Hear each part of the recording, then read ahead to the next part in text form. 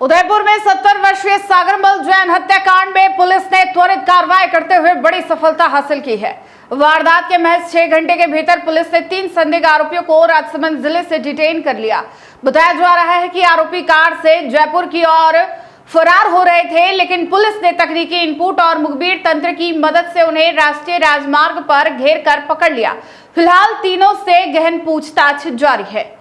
उदयपुर शहर में सनसनी फैलाने वाले 70 वर्षीय सागरमल जैन हत्याकांड में पुलिस ने तेज और प्रभावी कार्रवाई करते हुए महज 6 घंटे के भीतर तीनों संदिग्ध आरोपियों को डिटेन कर लिया। इस कार्रवाई का नेतृत्व आरपीएस अधिकारी छवि शर्मा और प्रतापनगर थानाधिकारी अजय सिंह राव के निर्देशन में किया गया।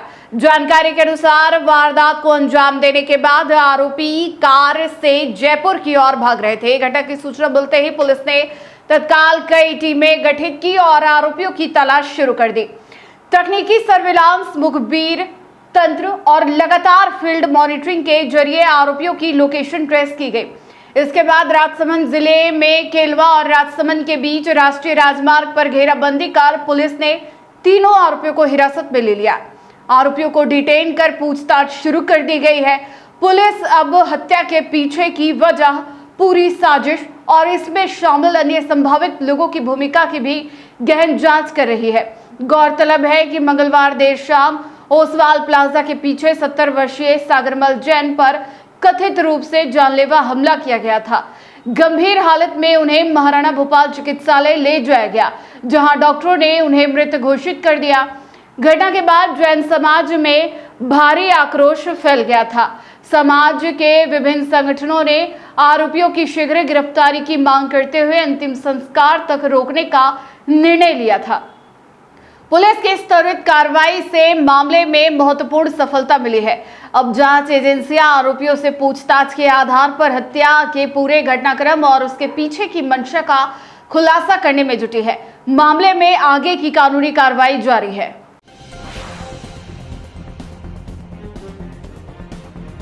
पूजा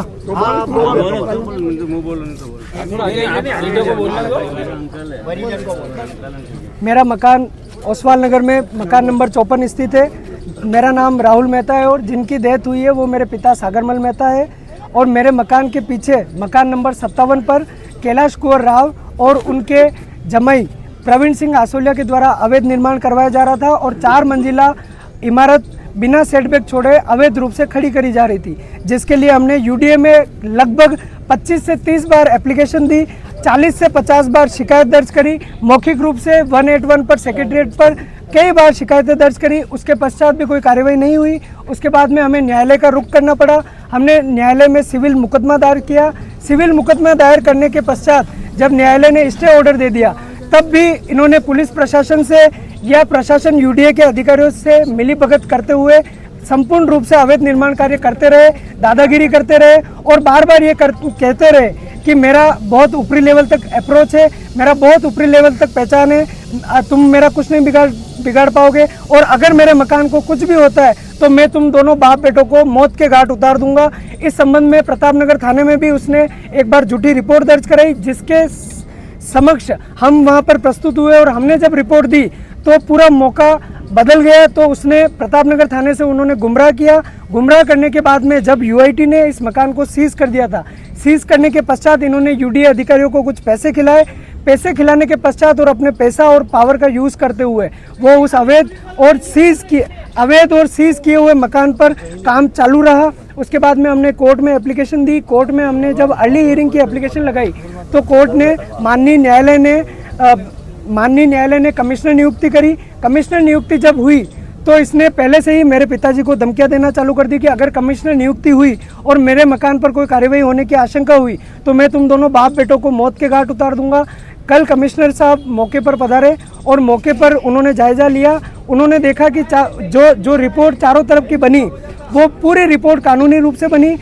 कानूनी रूप से जब रिपोर्ट बनते हुए देखा तो उसने उसके मकान में गाली गलौज करा और जब कमिश्नर साहब ने रिपोर्ट बनाई कि चारों तरफ कोई सेटबैक नहीं छोड़ा गया है, तीसरा और चौथा माला जो कि अवैध रूप से बनाया गया है और संपूर्ण रूप से अवैध काम चल रहा है, तो वो रिपोर्ट बनाकर जब निकले, मैं और मेरे पिता जब घर की तरफ जा रहे थे तो प्रवीण सिंह आसोलिया, उसके साथ में उसके सगे चाचा का लड़का अनुराग सिंह राव और एक काला शर्ट पहना हुआ व्यक्ति, उन तीनों ने मेरे पिता को बुलाकर उनसे गाली गलौज करने लगे। और मैं जब वहाँ पर बीच बचाव करने पहुँचा तो मेरे और मेरे पिताजी के साथ में जानलेवा हमला करते हुए मारपीट करी। मेरे पिता को उन्होंने सिर के ऊपर मारा, नाक के ऊपर इस तरीके से मारा कि अभी का अभी उनकी श्वसन नली फूट जाए और उनका दम टूट जाए। उसके बाद में उन्होंने मेरे पिता के छाती के ऊपर मुक्के, लाते और घुसे मारे और उनको नीचे गिरा दिया। और अचेत अवस्था में जब हुए उसके बाद में उन्होंने मेरे साथ मारपीटाई करी, जिसमें मेरा ये पैंट फट गया है। उसके बाद मैं घुटने पे लगी, मेरे अंगुलियों पे चोट आई, मेरे सिर पे और मेरे छाती पर भी उसने जानलेवा हमला करा।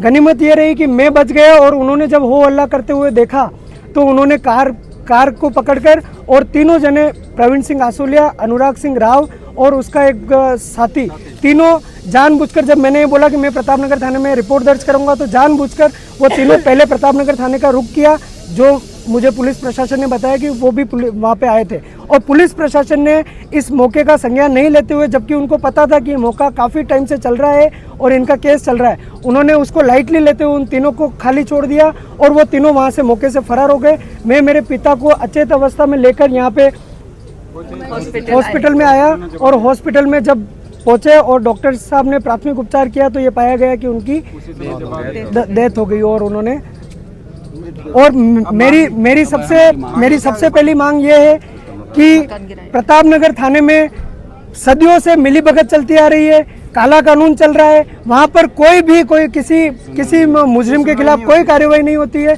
संपूर्ण रूप से जातिवाद फैला हुआ है। ये जो अपराधी है प्रवीण सिंह राव है, इसके सारे मिलने वाले राव वहाँ भरे पड़े हैं, जो इनके प्रॉपर्टी पार्टनर है, काले धंधे के साथ में पार्टनर है। इसलिए मेरी ये मांग है कि एक तो प्रतापनगर थाने को इसकी तफ्तीश करने का मौका नहीं दिया जाए, डिप्टी मैडम इनकी तफ्तीश करे, उनकी देखरेख में हो, सेक्टर 6 थाना अधिकारी साथ में रहे। और मेरी प्रथम मांग ये है कि तीनों की गिरफ्तारी हो, इनको फांसी की सजा हो। उसके पश्चात इनका मकान जो कि संपूर्ण रूप से अवैध बना हुआ, 4 मंजिला जमींदोज किया जाए, संपूर्ण रूप से इनका मकान ध्वस्त आज की डेट में तोड़ा जाए, आज की डेट में बुलडोजर चलाया जाए, अन्यथा मैं यहाँ से मेरे पिता की डेथ बॉडी नहीं उठाऊंगा। मेरे पिता मेरा इकलौता सहारा थे, उनके अलावा कोई भी मेरा लालन पालन करने वाला नहीं है। तीसरी मांग ये है, मैं उनकी डॉटर हूँ, हमारी तीसरी मांग ये है कि मेरा पिता अकेला घर में कमाने वाला था, ये मेरा भाई राहुल मेहता उनके ऊपर टोटली डिपेंडेंट था, ये कुछ नहीं करता और टोटली उनके ऊपर डिपेंडेंट था। तो उसको मुआवजा उचित तौर पे मुआवजा दिया जाए और इसकी एबिलिटी पे फर्स्ट ग्रेड की इसको नौकरी दी जाए सरकारी। ये हमारी मुख्य मांगे हैं चारों। और मुआवजा 1 करोड़ से अधिक का 1 से 1.5 करोड़ के बीच का हमारे को मुआवजा दिया जाए।